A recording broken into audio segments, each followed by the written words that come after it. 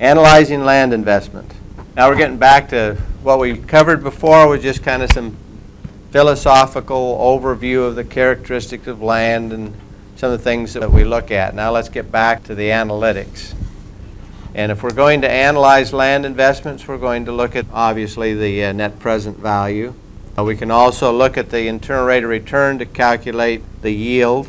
With land, and particularly in real estate investments, we want financial feasibility is important.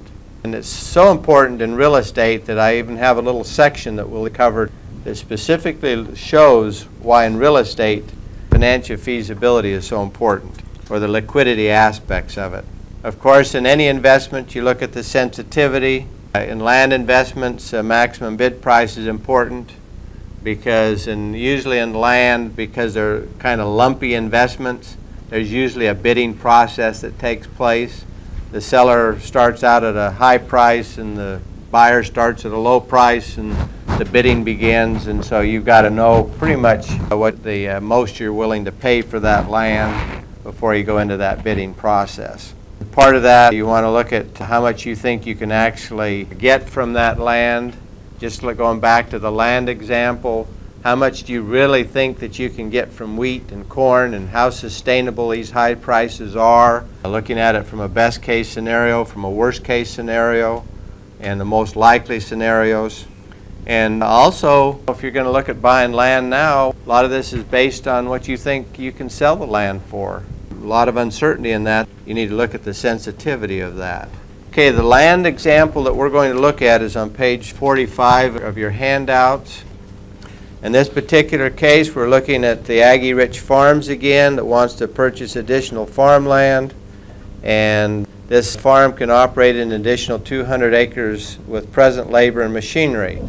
Now, I put that clause in there to make this a more simplified problem, because if we have to buy an additional tractor or additional equipment, obviously the complexity of the problem goes up, because then we'd have to add machinery to this problem. I deliberately simplified the problem. There's 200 acres of land. It's adjacent. The land is selling for $500 an acre. Mr. Aggie Rich believes the operating receipts per acres of land will be $450, and the operating expenses will be $410 in present dollars. But Mr. Aggie Rich expects the inflation rate will be 5%, and the operating and receipts and expenses per acre will increase at the rate of inflation. The farmer plans on selling the land in 3 years, and the reason 3 years, so it fits on the screen.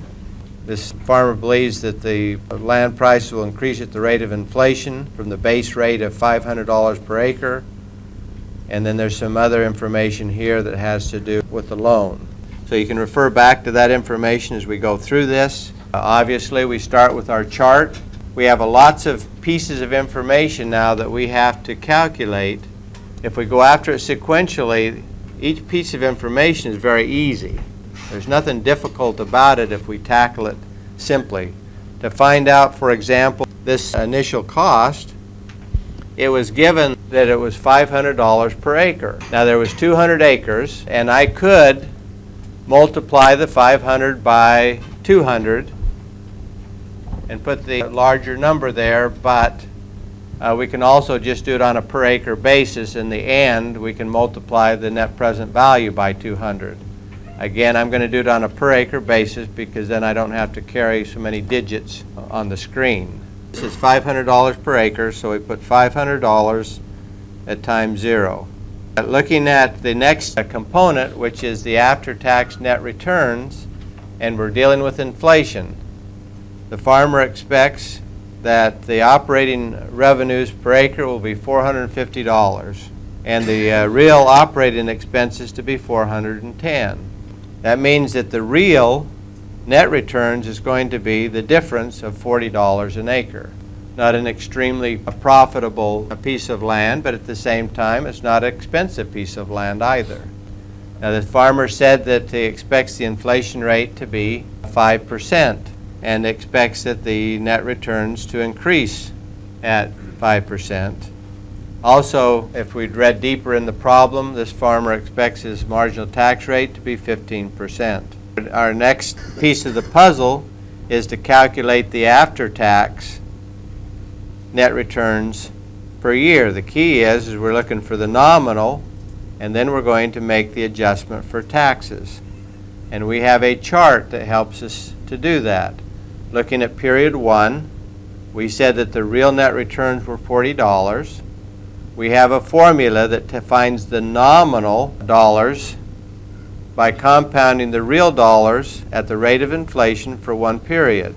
We plug that into our calculator and it gives us $42. So the nominal net returns in the first year is $42.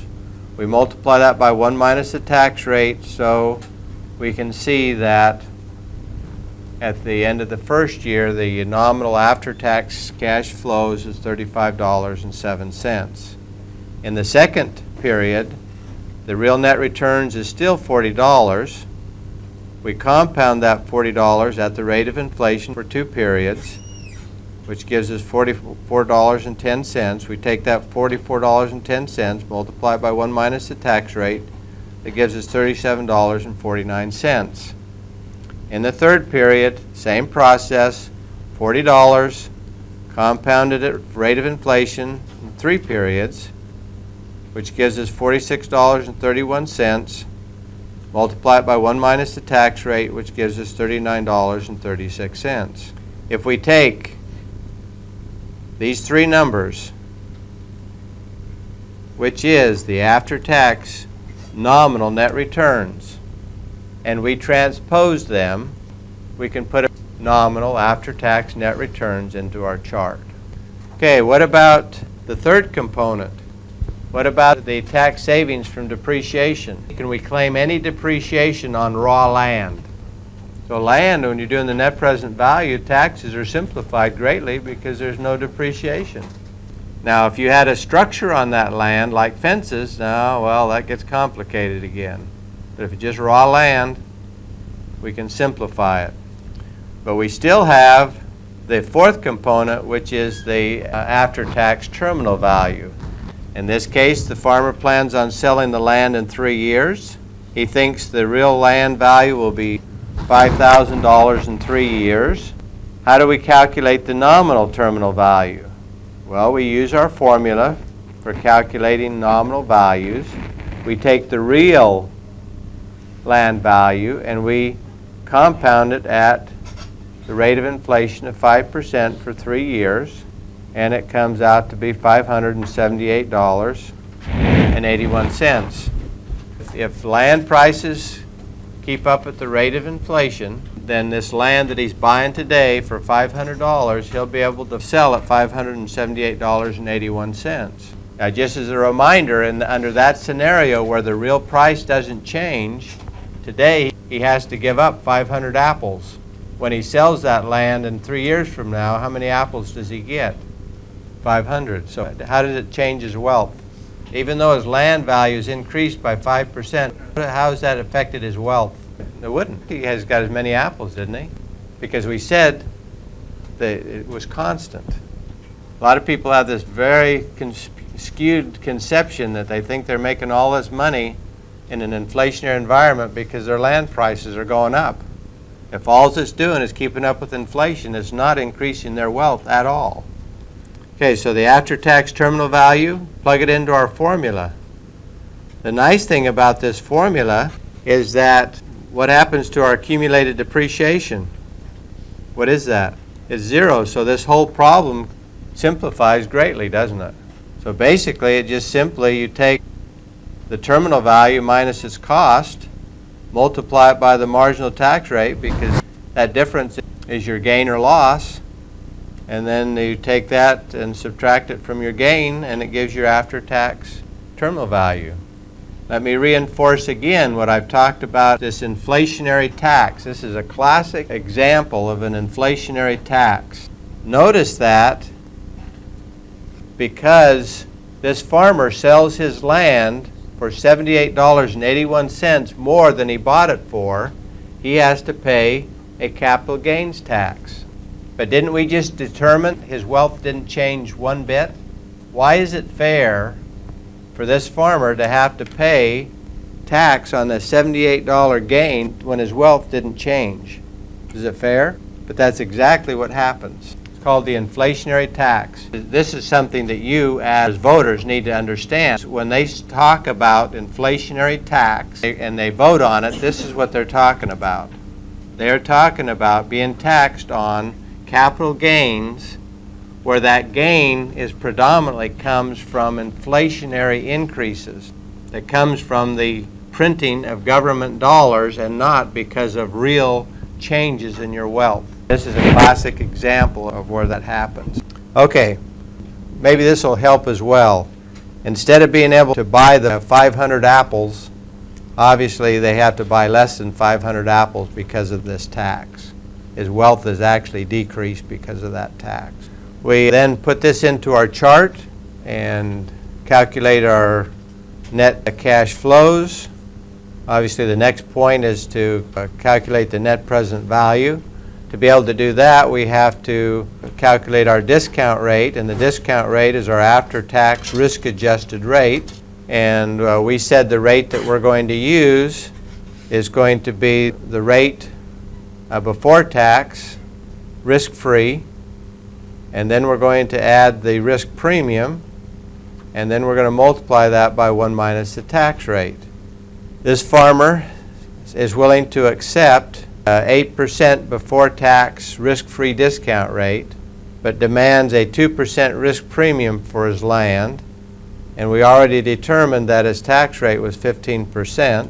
So he wants a 10% pre-tax risk-adjusted discount rate on land. That's what he demands. And then multiply that by the 1 minus the tax rate. So this farmer wants a risk-adjusted after-tax rate of 8.5%. So we take this first component and we don't have to discount it. We notice in the second component we have 3 uneven cash flows. So we have to take each of these back and discount them back the appropriate number of periods. And that will give us 95.56. And then we take the after-tax terminal value, which is a single sum amount, and bring it back 3 periods, which gives us $443.90. We sum each of those up, each of those components, and it gives us a net present value of $39.46. So what do we conclude? Okay, it's acceptable from a profitable standpoint.